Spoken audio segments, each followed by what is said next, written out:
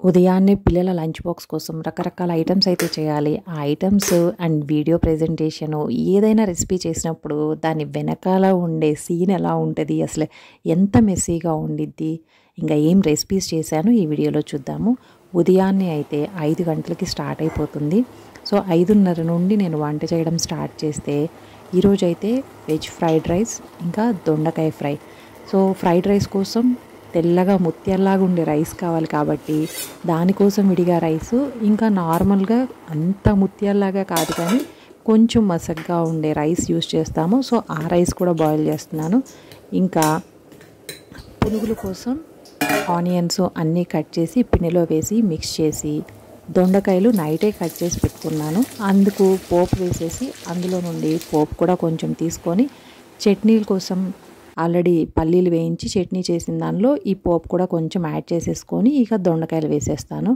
ఇంకా ఈలోపు రైస్ అవుతూ ఉండగా కొంచెం చల్లారేయాలి కాబట్టి పునుగులు వేసేసి ఆ నూనెలోనే మొత్తం అయిపోయిన తర్వాత ఫ్రైడ్ రైస్ చేసేటట్టు ఎనఫ్ ఆయిల్ అయితే యూజ్ చేస్తాను. నేను నార్మల్గా బ్యాటర్స్ వేసేటప్పుడు పిల్లల లంచ్ బాక్స్కి మార్నింగ్ బ్రేక్ఫాస్ట్కి సరిపడా కొంచెం గారెల పిండి తీసి పెడతాను. బట్ ఫీల్డ్ ట్రిప్ ఉంది, పునుగులు కావాలి, అందరూ పునుగులు ఇష్టంగా తింటారు అంటే మళ్ళీ ఆ పునుగులకి బ్యాటర్ వేశాను. సో ఇది కొద్దిగా ఉంది, మళ్ళీ ఆయిల్ పెట్టడం ఎందుకు, చాలా కొంచెం పిండే కాబట్టి గారెల పిండి కూడా వేసేసి పక్కన రెడీగా పెట్టుకొని పునుగుల తర్వాత గారెలు కూడా వేశాను. ఈ పునుగుల పిండిలోకి అయితే కొద్దిగా ఇడ్లీ పిండి కూడా నైట్ బయట పెట్టి కాస్త పొంగాలి కదా, ఆ టైంకి కొంచెం ఇడ్లీ రవ్వ మిక్స్ చేశాను.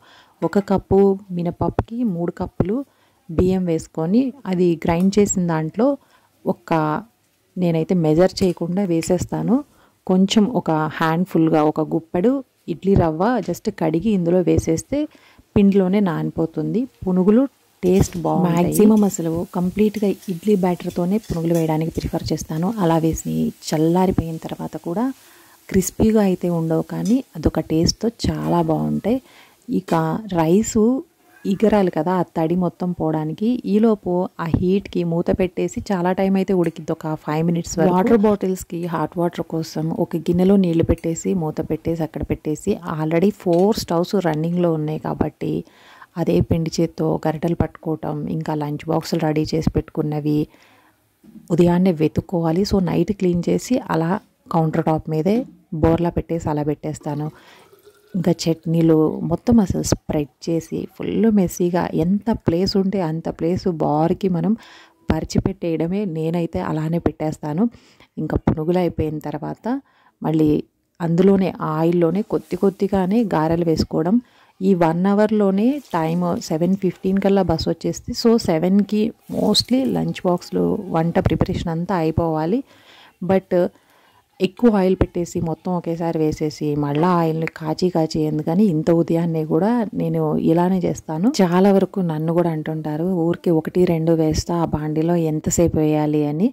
నాకు వెనక కర్రీ అవుతుంది అండ్ రైస్ అయిపోయింది, మధ్యలో స్నాక్స్ పెడుతూ బాక్సులు ఫ్రూట్స్ అవి కట్ చేసి పెట్టుకొని వాటర్ బాటిల్స్ ఫిల్ చేసేసి ఇవన్నీ ప్రాసెస్ అవుతూ ఉంటాయి కాబట్టి 1-2 వేసినా కూడా, కాకపోతే కొంచెం హ్యాండ్తో అన్నీ పట్టేసుకుంటాను పిండి చేతులతో, అంతకు మించి ప్రాబ్లం ఏమి ఉండదు. ఇక గారెలు కూడా వేసిన తర్వాత ఫ్రైడ్ రైస్కి కొంచెం ఆయిల్ ఎక్కువే పడుతుంది కాబట్టి అందులో కట్ చేసి పెట్టుకున్న క్యారెట్, బీన్స్, ఆనియన్స్ హై ఫ్లేమ్లో 2 నిమిషాలు ఫ్రై చేసి ఉప్పు, కారం, కొంచెం ధనియాల పొడి, జీలకర్ర పొడి, గరం మసాలా ఒక హాఫ్ స్పూన్స్ వేస్తాను. ఇక ఇందులోకి సాస్లు ఏమీ వేయను. ఎగ్ ఉంటే విడిగా ఎగ్ని పగలగొట్టేసి దానిలో కొద్దిగా మిరియాల పొడి వేసేసి ఇందులో తర్వాత మిక్స్ చేస్తాను. బట్ ఎగ్ లేదు కాబట్టి ఓన్లీ వెజిటేబుల్స్, సాసులు లేకుండా సింపుల్గా ఇలా ఫ్రైడ్ రైస్ చేసేస్తాను. వెనుక కర్రీ కూడా అయిపోయింది.